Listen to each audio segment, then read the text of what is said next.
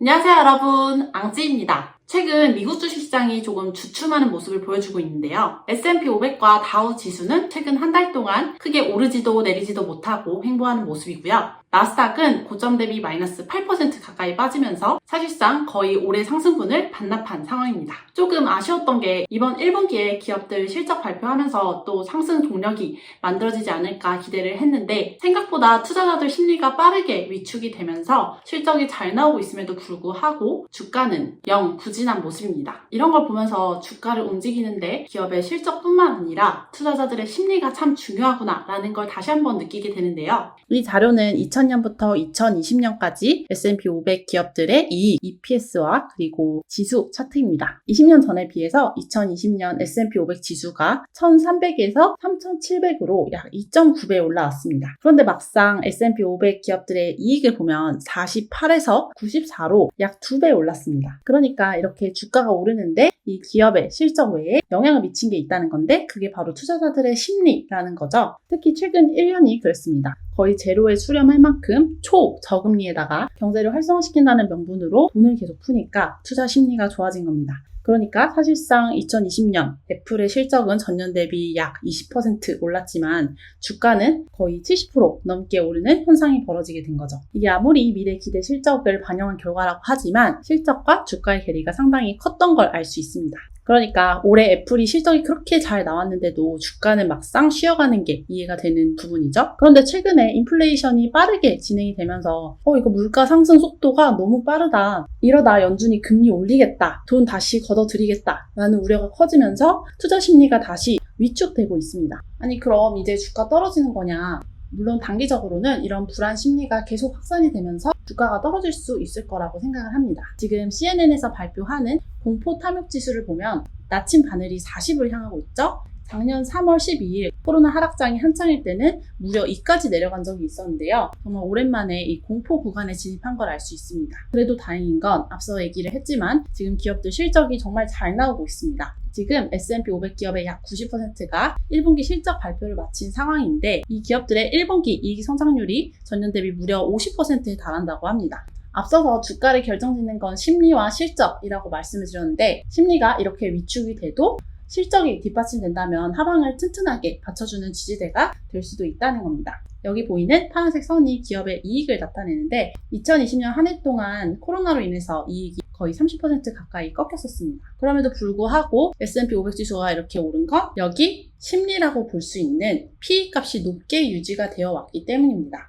참고로 PE라는 건 기업의 이익 대비 주가를 나타내는 지표인데요. 코로나 이전까지만 해도 S&P 500의 PE 값이 20에서 25배 수준을 계속 유지를 해왔습니다. 그러니까 주당 순이익이 1불이라면 주가는 한 20에서 25불 정도면 적당하다. 그 이상 넘어가면 비싸다. 그래서 주가가 떨어지고 이런 패턴이 반복이 됐었는데 작년 한 해 동안 돈이 많이 풀리면서 30에서 35배까지 PE 값이 올라가도 적정 가격이군 이렇게 인심이 후해진 겁니다.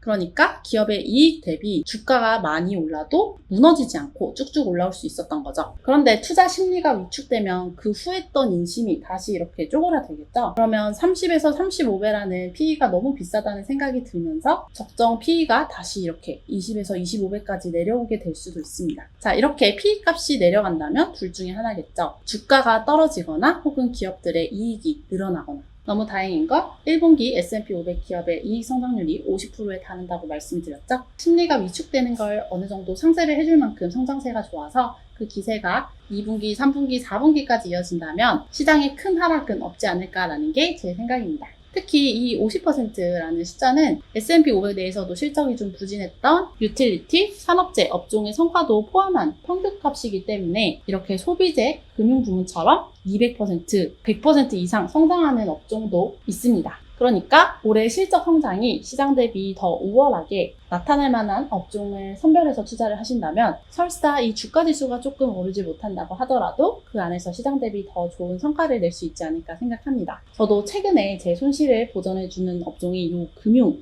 업종이었습니다.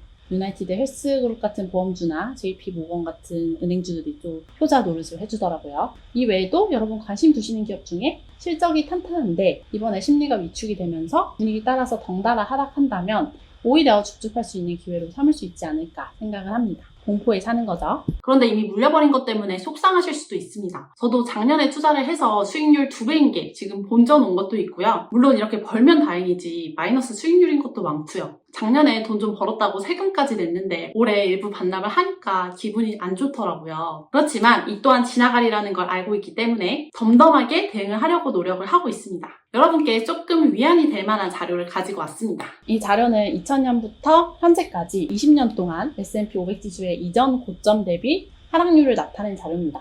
이렇게 0에 붙어있다는 건 신고가를 갱신했다는 의미죠. 그러니까 이전 고점 대비 하락률이 0이라는 거는 하락한 게 없다는 거니까요. 그 외에 이렇게 0 아래에 있는 것들은 모두 이전 고점 대비 하락한 상황입니다. 2021년 5월 현재도 고점 대비 마이너스 1.39% 빠져 있는 걸 보실 수 있죠. 표를 보시면 느낌이 오시겠지만 20년 동안 이 S&P 500이라는 아이의 인생에서 90% 이상은 이전 고점보다 아래에 있어 왔습니다. 신고가를 갱신하면서 상승을 하는 날이 전체 10% 미만일 정도로 많지 않다는 건데요. 그럼에도 불구하고 S&P 500 지수는 이렇게 20년 동안 쑥쑥 올라왔습니다. 비교적 최근에 주식 투자 시작하신 분들은 왜 내가 투자하니까 이렇게 하락하나 생각을 하실 수도 있는데요. 이게 차트를 길게 늘려서 보면 꾸준한 우상향이지 사실 장기 투자자라면 이런 끊임없는 하락과 행보의 과정을 거쳐야만 됩니다. 그러니까 하락에 덤덤해질 필요가 있다는 거죠. 실제로 제가 궁금해서 계산을 해봤습니다. 시장이 하락이 왔다라고 할 수 있을 수준인 고점 대비 마이너스 5% 빠지는 경우는 1년에 2번 정도는 있었고요. 그리고 시장에 조정이 왔다라고 할 만한 수준인 고점 대비 마이너스 10% 이상 빠지는 거 1, 2년에 한 번씩은 돌아왔습니다. 제가 2017년부터 미국 주식 시작해서 약 4년 정도 됐는데 총 3번을 맞았더라고요. 그리고 약세장이다라고 할 만한 수준인 고점 대비 마이너스 20% 이상 빠지는 경우는 3, 4년에 한 번 정도 오고요. 그리고 시장에 붕괴가 왔다 할 만한 수준인 고점 대비 마이너스 30% 이상 빠지는 경우는 6, 7년에 한 번씩 돌아왔습니다. 2000년부터 따지면 2000년 초반 IT 버블과 2008년 금융위기 그리고 2020년 코로나 위기가 있겠네요. 작년에 그 분위기 좋았던 상승장 속에서도 이렇게 큰 4번의 하락폭을 맞았더라고요. 결국 우리가 주식 투자를 하기로 결심을 했다면 이런 하락장을 맞는 건 어쩔 수 없이 겪어야만 하는 과정인 겁니다. 물론 이런 하락 때문에 단기적으로 큰 손실을 봤는데 손실이 다시 회복되기를 기다릴 만한 여유가 없다면 그 고통이 더 크게 다가올 겁니다. 저도 최근에 이사를 해야 돼가지고 보증금을 만들어야 돼서 몇 개 주식을 좀 팔았거든요. 조금 기다리고 싶었는데 돈이 필요하니까 어쩔 수 없이 팔았습니다. 근데 그런 게 아니라면 이 또한 지나가리라 이렇게 생각을 하고 차분히 기다리고 앞서 설명을 드린 것처럼 새로 들어오는 월급, 사업소득 이런 거 어디에다 넣을지 차분하게 골라보면 어떨까 싶습니다. 그래도 너무 괴롭다라고 하시는 분들을 위한 멘탈 관리 방법 중에 하나로 저는 이런 하락장에서는 장중에 MTS를 딱 한 번만 켭니다. 시장이 열리기 전에 오늘 이거 사고 이거 팔아야지 미리 정하고 계획했던 매매가 끝나면 그냥 MTS를 끄고 제 할 일 하는 겁니다. 운동도 하고 책도 읽고 밀렸던 넷플릭스도 보고 그리고 다음날 출근하면서 전날 시황을 그때서야 이제 살펴보는 거죠. 그날 주가 흐름에 따라서 내동매매하는 걸 막기 위한 건데요.